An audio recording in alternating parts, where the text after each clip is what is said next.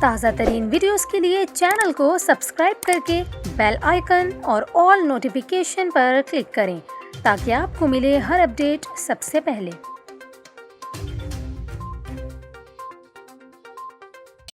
اور یہاں پر آپ کو افسوسناک خبر دیں، شمالی وزیرستان میں فوجی قافلے پر ہونے والے خودکش حملے میں پاک فوج کے 4 اہلکار شہید ہو گئے۔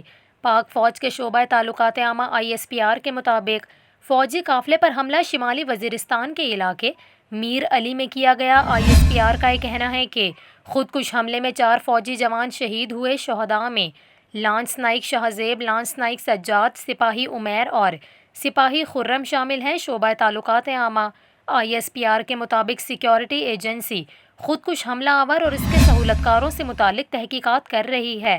پاک فوج دہشت گردی کے ناسور کے خاتمے کے لیے پرعزم ہے، جبکہ ہمارے بہادر نوجوانوں کی قربانیاں رائیگاں نہیں جائیں گی۔